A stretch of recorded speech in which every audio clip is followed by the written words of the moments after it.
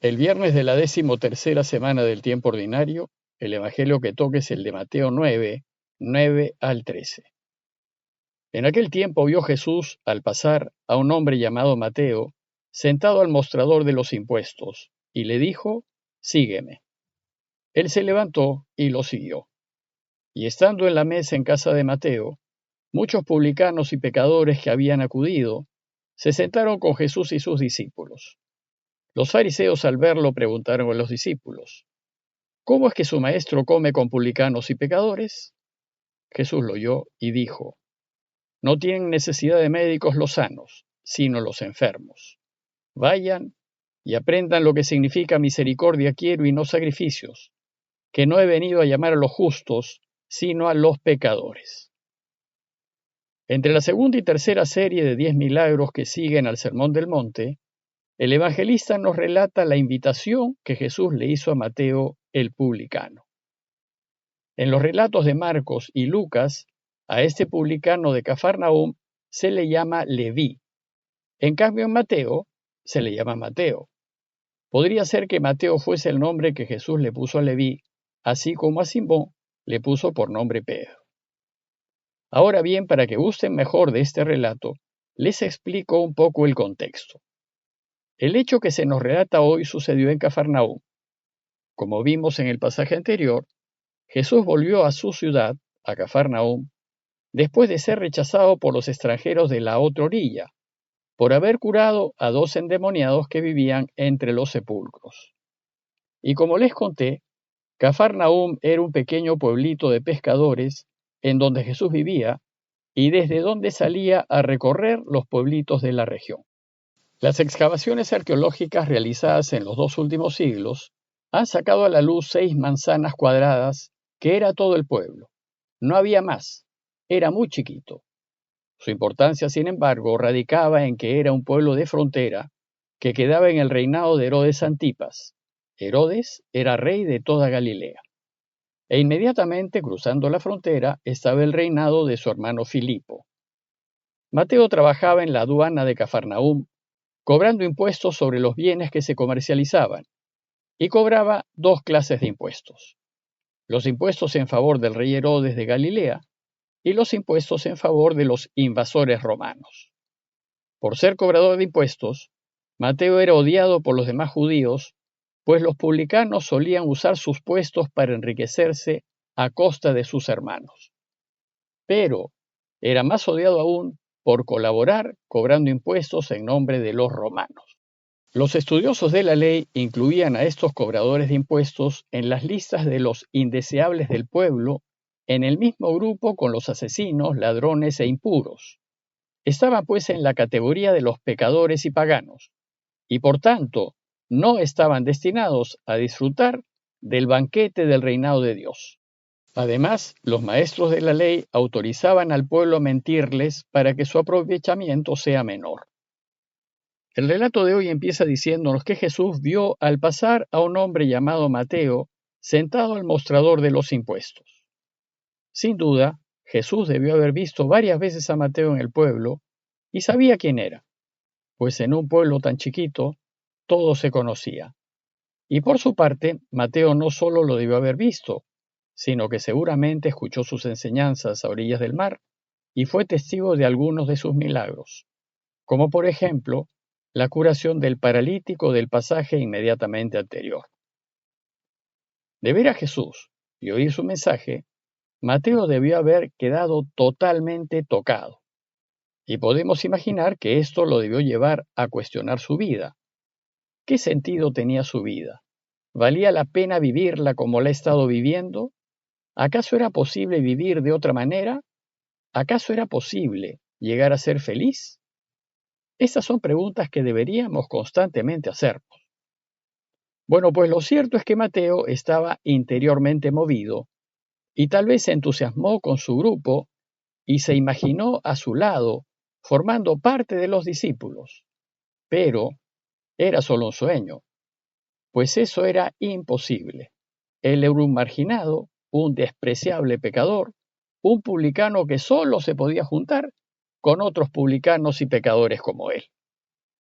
Y entonces, Cuando Mateo ya estuvo preparado en su corazón, Jesús pasó cerca de él, lo llamó y le dijo: «Sígueme».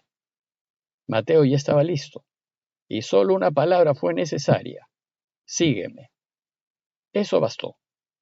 Y nos dice el texto que Mateo, sin dudarlo un instante, se levantó y lo siguió.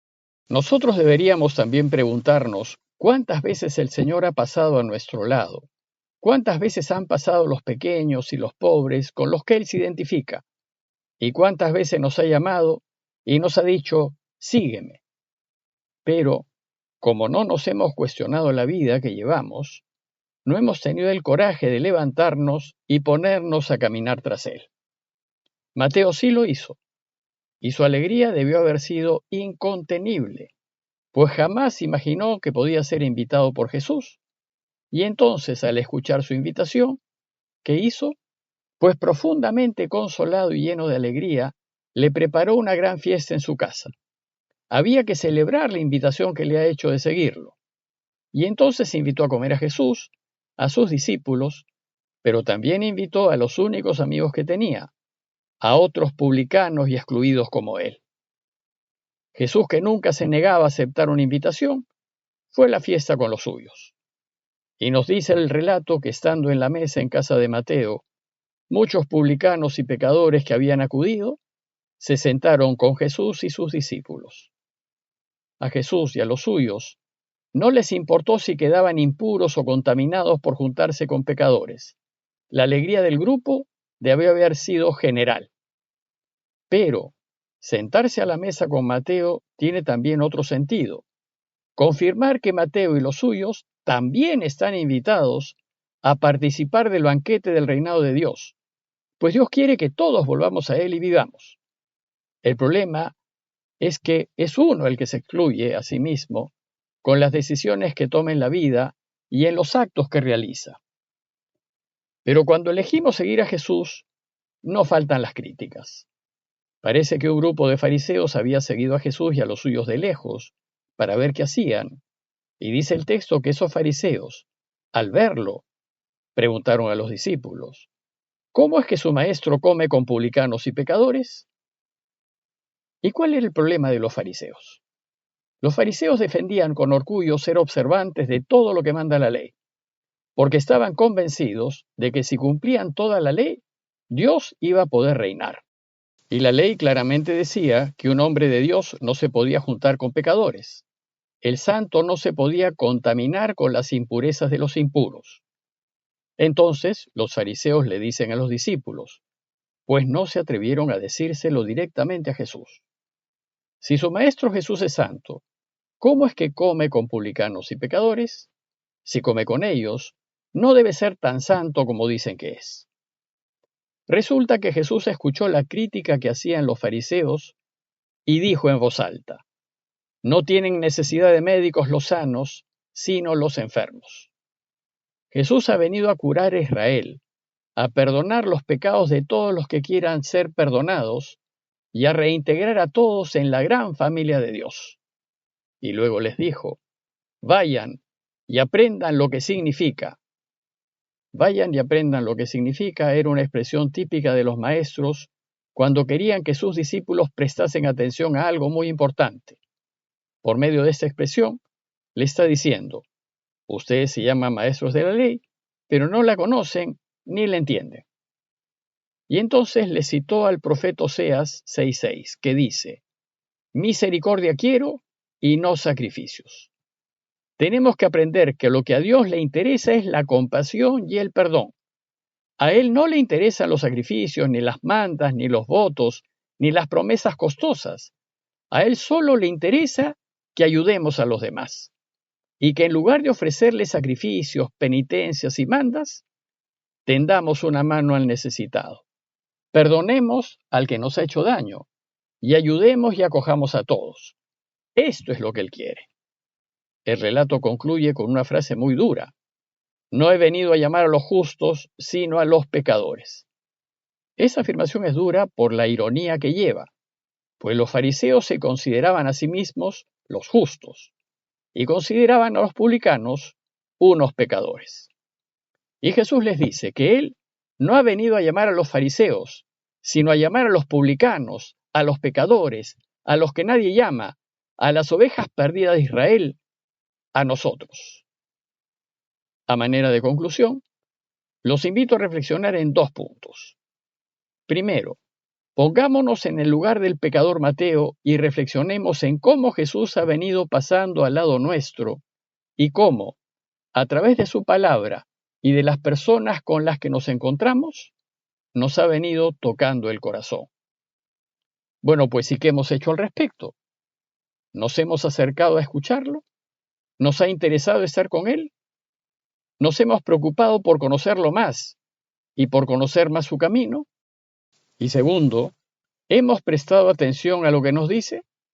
¿Hemos escuchado que a nosotros también nos dice, sígueme?